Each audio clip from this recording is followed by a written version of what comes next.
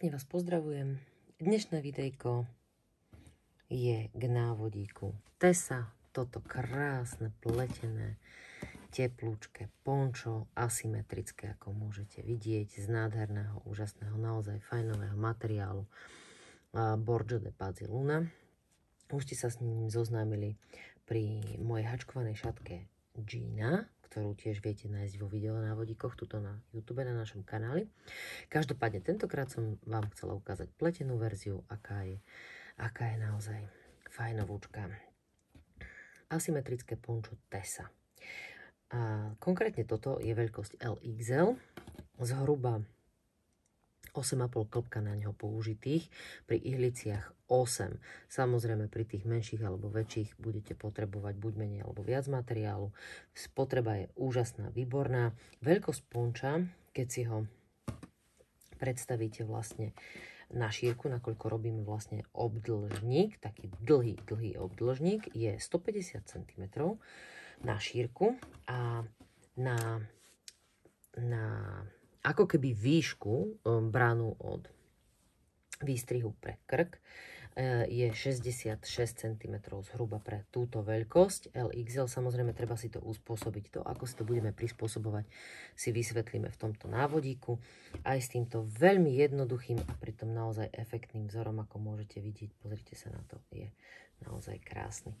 Tak, poďme si teda ukázať, ako si ho urobíme. Nevyhnutný a potrebný materiál je samozrejme samotná vlna. O tej sme si už niečo povedali. Na tú veľkosť LXL, ako je aj na titulnej fotke, respektíve v tomto intro videjku, ktoré je pred týmto návodom, budete potrebovať necelých 9 klbiek. Na menšie samozrejme okolo 6-7 vám postačí a na väčšie od tých 10 viac až do tých 12-13, samozrejme podľa toho, akú veľkosť robíte. Viete si to prepočítať potom podľa toho, čo si povieme. Každopádne ihlice, osmičky, tieto sú konkrétne gingerky, sú zakúpiteľné v našom e-shope aj samostatne. Lanko, vhodné značkovače. Značkovače každopádne budete potrebovať tieto najväčšie, lebo tie menšie vám vlastne na tie už tie veľké ihlice nevídu. A ihlu na začisťovanie a na zošívanie ponča. Ja používam tieto úžasné tulipkové, sú v takéto magnetickej sade. Pozrite sa, čo tu mám k tomu. Je to perfektné miesto na odloženie si vlastne kľúčika na zatváranie ihlic. Takto vyzerajú v takejto krabičke. Sú zakúpiteľné na našom e-shope v sekcii Tulip. Naozaj veľmi kvalitné. Tak, poďme na to. Nahodíme si dostatočný počet očiek. Ja na tú veľkosť LXL som použila 150. Zhruba v prepočte. A to vychádza mne osobne tak každopádne, keď si ju dostanete do rúk, spravte si skúšobnú vzorku, ako vám to vychádza na 10x10 cm.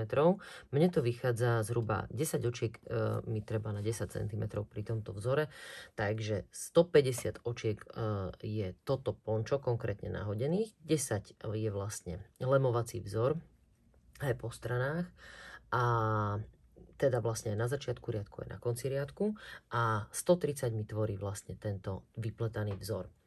Teraz aktuálne pre toto videjko si nahodím len takú skrátenú verziu 25 očiek. Vy si samozrejme nahoďte dostatočný počet očiek, viete si to prepočítať. Odmerajte si šírku ponča, ktoré potrebujete. To je jedno, že či to je XS-ková verzia, alebo 2XL-ková, 3XL-ková.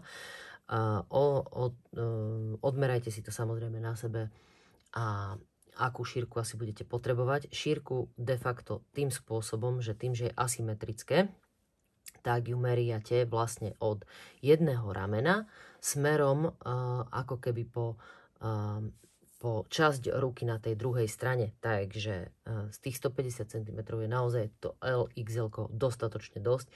Takže každopádne, keď robíte menšie, vám postačí menej očiek. Opakujeme, mne to vychádza zhruba čo centimeter to očko na týchto osmičkách ihliciach, takže preto som si nahodila na tých 150 cm 150 očiek. Každopádne si to prepočítajte. Vzor musí byť deliteľný 10, čiže začíname a končíme riadok týmto lemovacím vzorom v počte očiek 10 na začiatku riadku a 10 na konci riadku A teda podľa centimetrov, ktoré budete potrebovať, si nahodíte toľko očiek medzi tými lemovacími,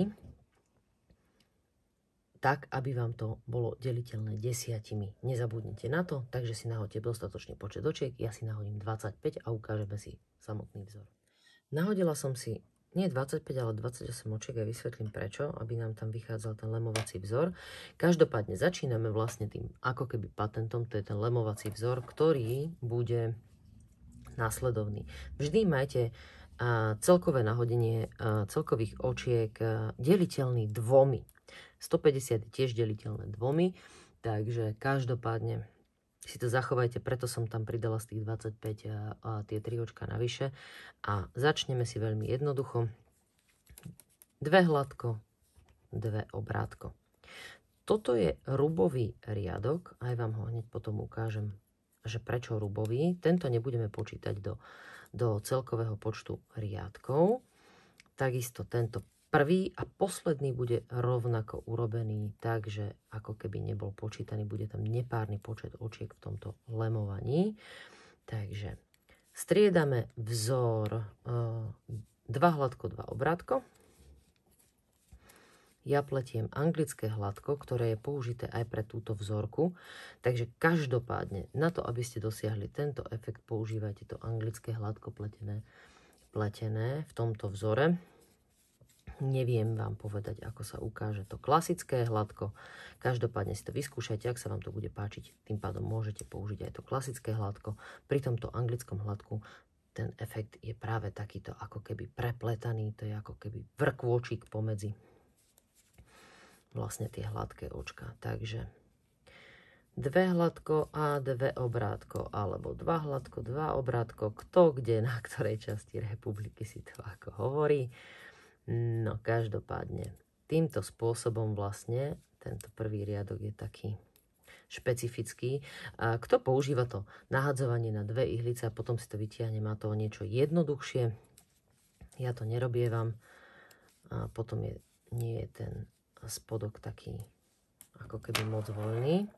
A teraz práve pre tento efekt, že tu budeme mať na lícovej strane vlastne takúto krásnu ako keby reťaz urobenú na spodku ponča, takže každopádne preto tento riadok z rubovej strany nepočítame, ale pletieme ho týmto spôsobom. Následne si urobíme lemovací vzor v počte 6 riadkov z lícovej a 6 z rubovej strany pre to pončo. A to takto. Okrajové očko na konci riadku ja neupletiem, pletiem ho len z lícovej strany, vždy vlastne ako prvé očko. A teraz, tu už musíme vymeniť, čiže automaticky začínam obrátko a tam, kde som robila obrátko, urobím hladko, tam, kde som robila hladko, robím obrátko. Takto sa nám strieda lemovací vzor.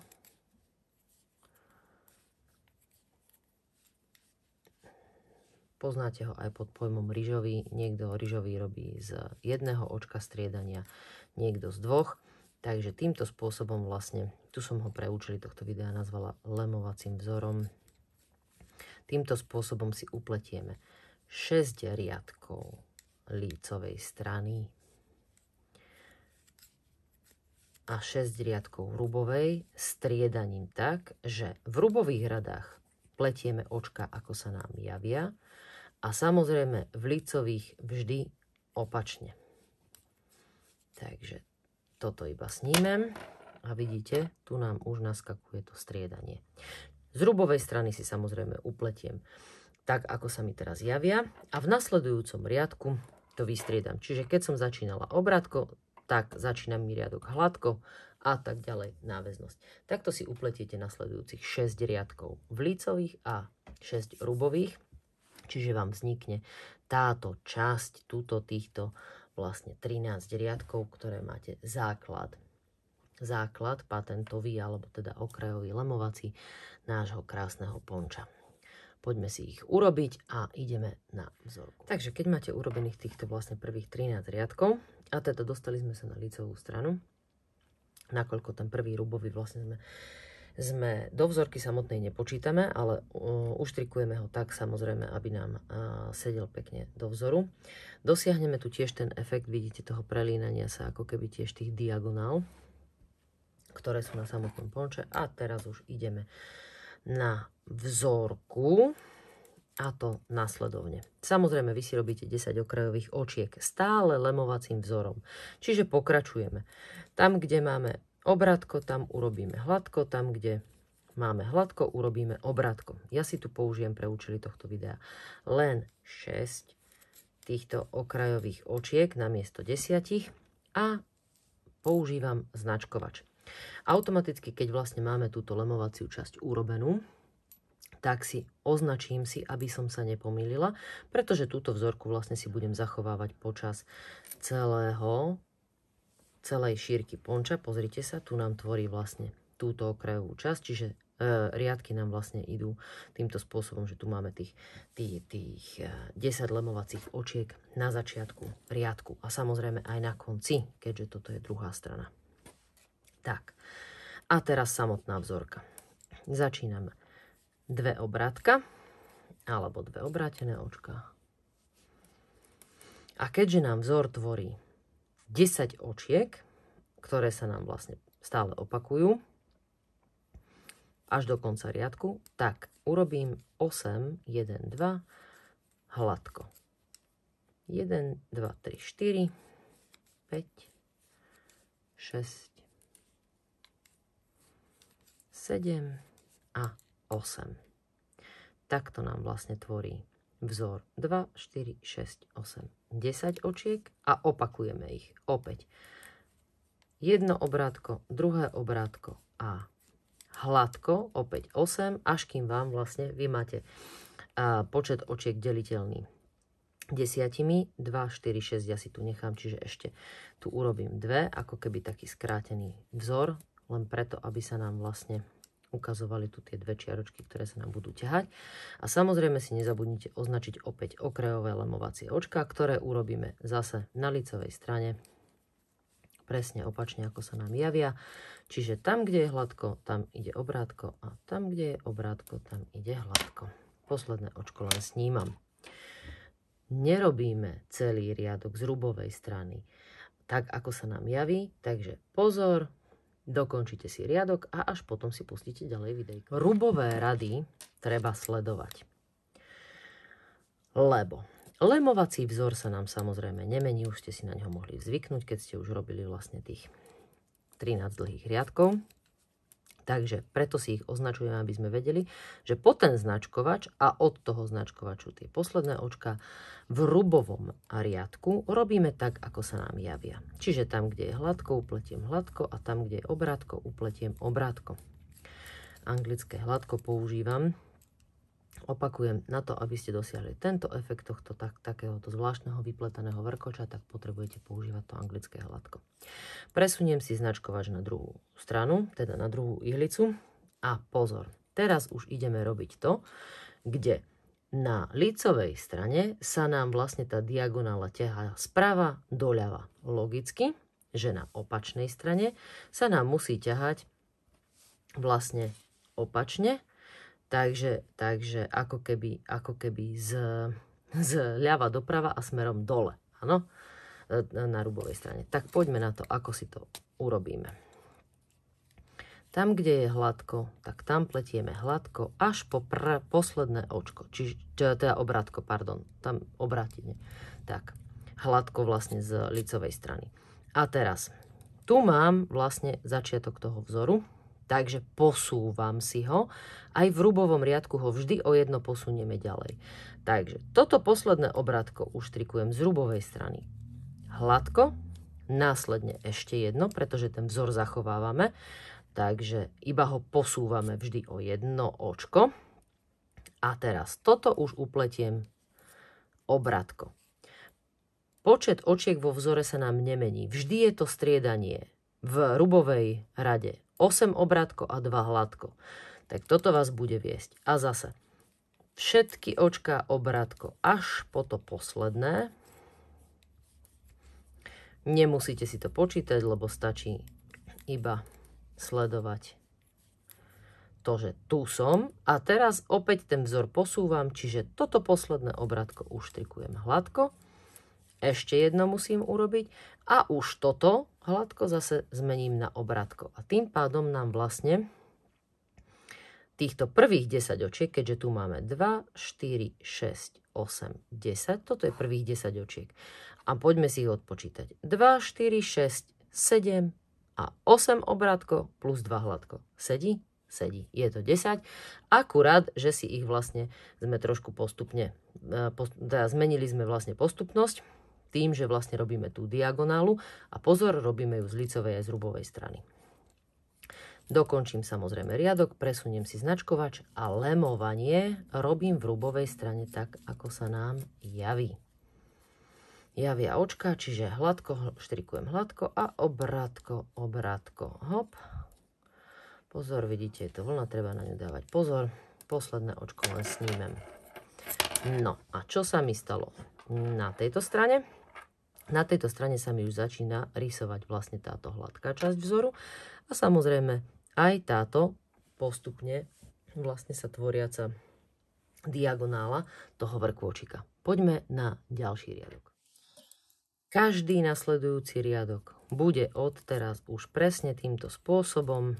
Lemovanie je totožné, v lícových samozrejme meníme, čiže obrátka pletieme hladko a hladká obrátko. Držím ma značkovač, takže sa nepomýlim. A teraz už idem tento môj krásny copíkový vypletaný vzor. Takže hladko až po prvé obrátko, ktoré musím opliecť hladko, lebo tento vzor posúvam vždy o jednu, čiže obrátko a ešte jedno obrátko musím zachovať a následne mi tam zostávajú hladké očka. Nemusíte si ich počítať, lebo opäť vás drží to, že tak ako sme z hrubovej strany postupovali po prvé hladko, tak tu zase, teda po prvé obrátko, tak tu zase postupujeme po prvé hladko. A teda po prvé obrátko. Tiež, de facto. Takže opäť posúvam, z obrátka spravím hladko a tie dve obrátka ako keby posuniem o jedno ďalej, čiže upletiem tu dve obrátka. A týmto spôsobom ja vlastne takto postupne vypletám ten vzor vždy o jedno ďalej a samozrejme lemovací sa nám v lícovej mení, že zmeníme vlastne to, čo vidíme ako obrátko, tak upletieme následne hladko. A vidíte, a už sa nám tu rysuje tá naša diagonála s týmto hladkým vlastne, s tou hladkou časťou. Ukážeme si ešte jeden hrubový riadok,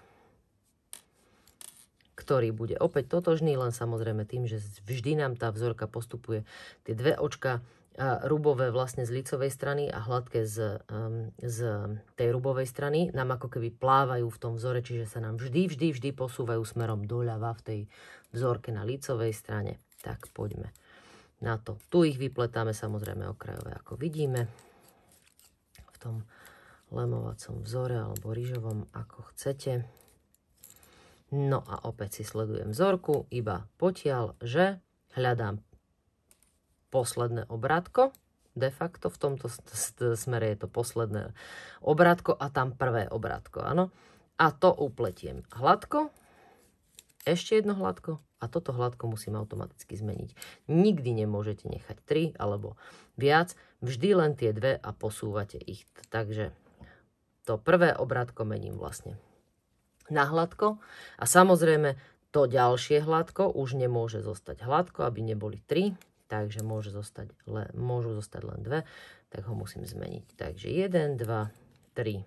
A teraz ma to zase drží. 1, 2, 3, 4, 5, 6, 7, 8. A šup, tu mám to, ktoré už musím meniť. Hladko a hladko.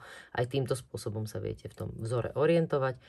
A opäť musí byť ďalších 8, samozrejme až po to, že vždy na tom začiatku a konci riadku treba dávať pozor, lebo vlastne tam to uspôsobujete tak, aby sa vám ten vzor posúval.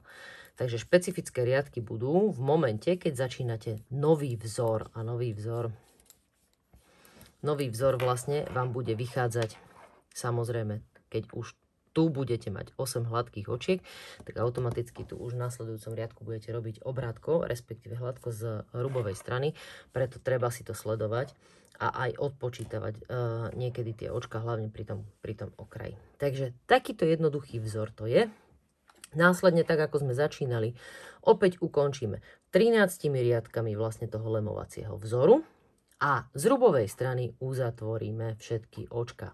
Vznikne nám obdĺžniček a už to, aký veľký si necháte výstrih pre opačne ho mám, pre krk, to už je samozrejme na vás. Ja som vlastne potom túto časť zošila z hrubovej strany, takže toto je vlastne jedna časť, ktorá nám spadá na rameno a toto je druhá časť, ktorá nám spadá na rameno. A takýmto spôsobom si viete veľmi jednoducho, takýmto relaxačným štrikovaním uštrikovať toto krásne pončo, ktoré som nazvala Tessa. Verím, že sa vám páči. Luna, konkrétne táto farba je 52, je to taká naozaj veľmi príjemná, teplá, žltá. Tak prípadne aj tu. Ak inú farbu preferujete, každopádne netreba pri tomto striedať farby. Vidíte, v tej jednoduchej, jednofarebnej línii je naozaj krásne to pončo. Želám príjemné chvíle tvorenia a ešte lepšieho nosenia.